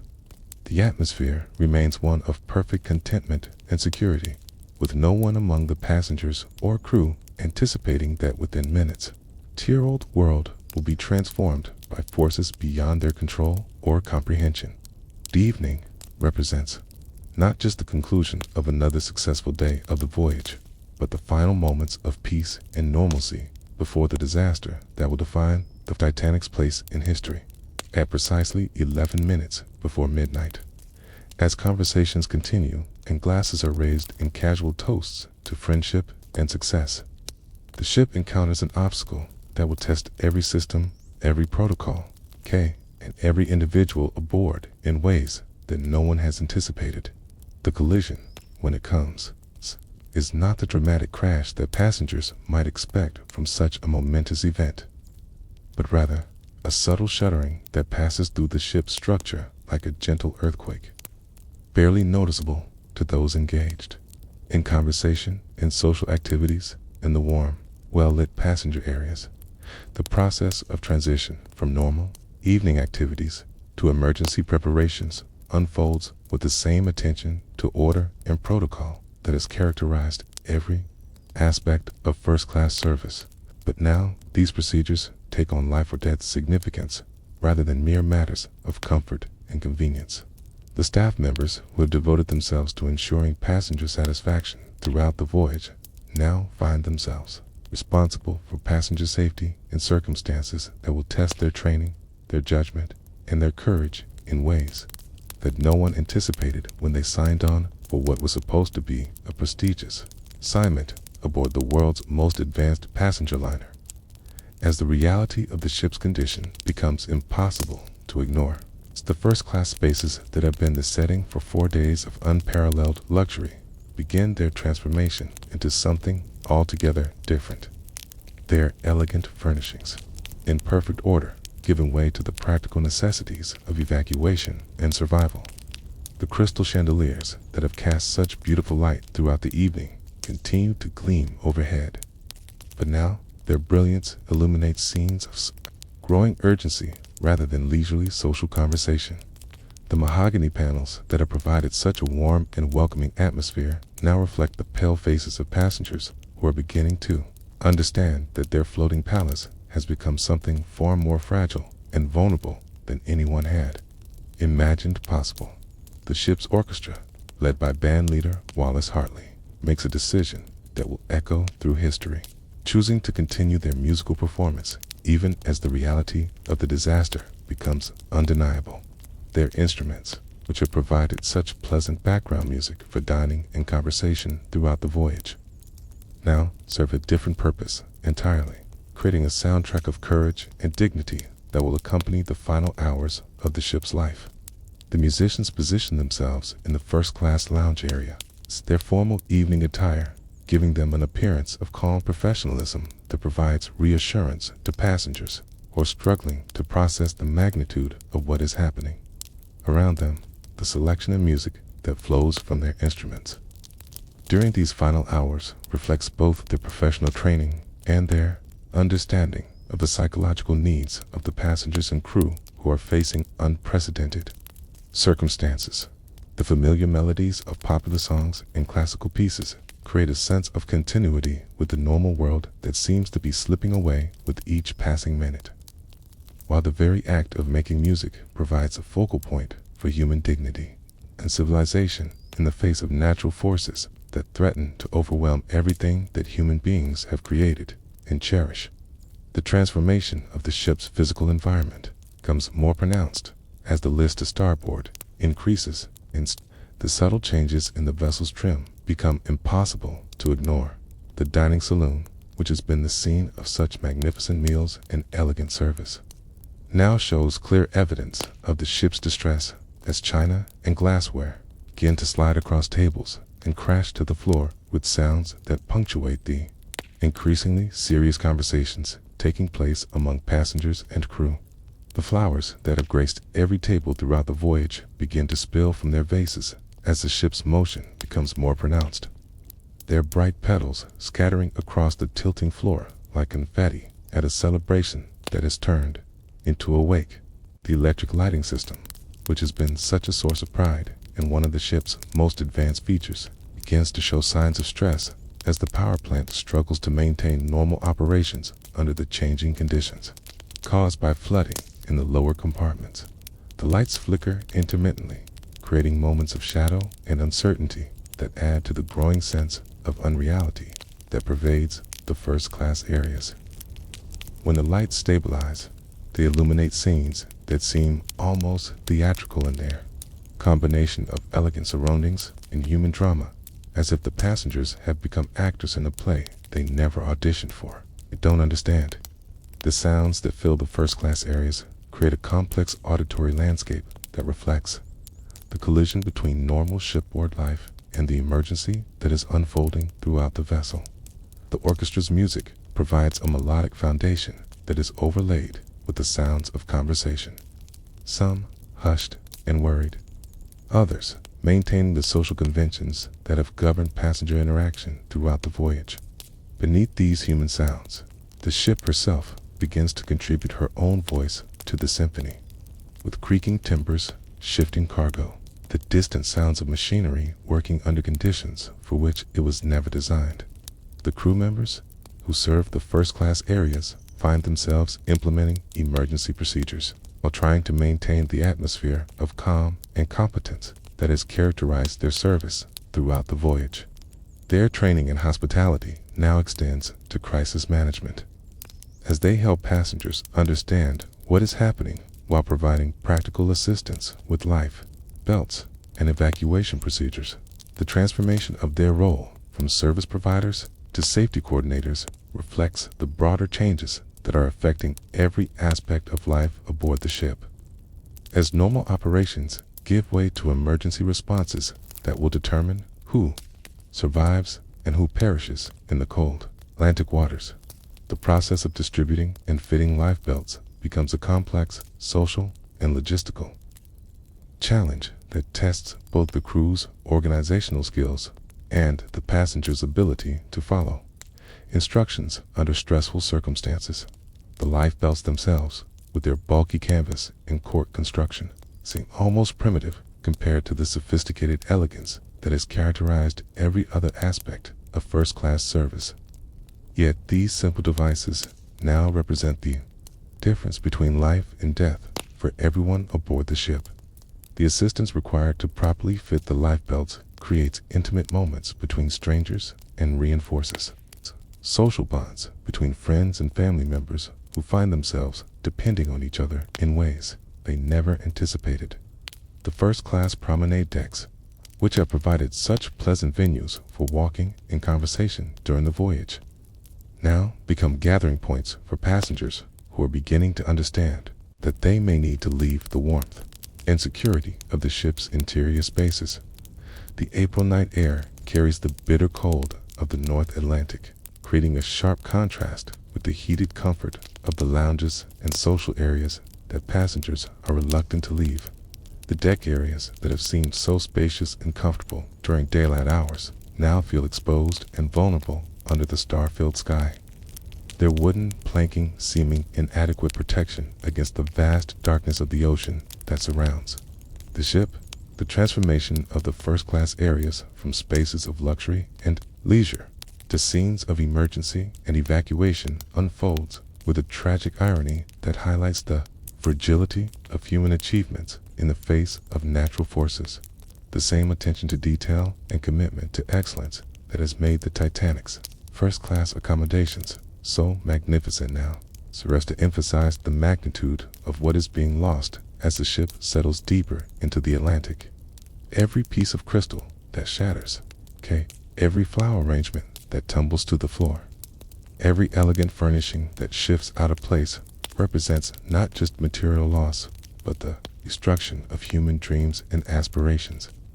The music that continues to emanate from the ship's orchestra takes on an increasingly sacred quality as the evening progresses and the reality of the disaster becomes undeniable. The familiar melodies that have provided such pleasant background for dining and conversation now serve as hymns for the dying, their beauty made more poignant by the knowledge that they are being performed for the last time by musicians who understand that they are unlikely to survive the night. The courage required to continue playing under such circumstances transforms the musicians from entertainers into heroes, their art becoming a final gift to those who will share their fate in the cold Atlantic waters. The final moments of normal life in the first-class areas occur with heartbreaking suddenness, as the increasing severity of the ship's condition makes it impossible to maintain the pretense, that this is merely a temporary inconvenience, rather than a catastrophic disaster. It's the last conversations between friends and family members, the final embraces between husbands and wives, the last moments of human connection in spaces that have fostered so much social interaction and personal relationships throughout the voyage. All of these represent the end of a world that will never be recreated, even when newer and safer ships are built to replace the one that is dying beneath their feet. The orchestra's final selections reflect their understanding that they are providing the soundtrack for tragedy rather than entertainment. Their music serving as a bridge between the world of human civilization and the natural forces that are reclaiming the ship and all aboard her. The melodies that float through the tilting corridors and listing social spaces carry with them all the hopes and dreams that brought these passengers aboard the ship, all the conversations and connections that have been made during the voyage, and all the love and loss that define the human experience in both triumph and tragedy. As the ship's lights begin their final flickering and the music fades to silence, it's the first-class areas that have been the scene of such elegance and refinement, prepared to become part of the ocean floor, with their beauty preserved only in memory and their luxury claimed by the eternal darkness of the Atlantic depths. The crystal chandeliers that have cast such brilliant light will soon be extinguished forever. The mahogany panels that have provided such warmth will be claimed by the cold water, and the spaces that have hosted such sophisticated conversation will be filled only with the silence of the deep ocean. Yet, in their final moments, these spaces serve as testimonies to human achievement and aspiration, reminders of civilization's highest expressions, even as they yield to forces that humble all human pretensions and return everything to the sea that is both the source and destination of all life on Earth.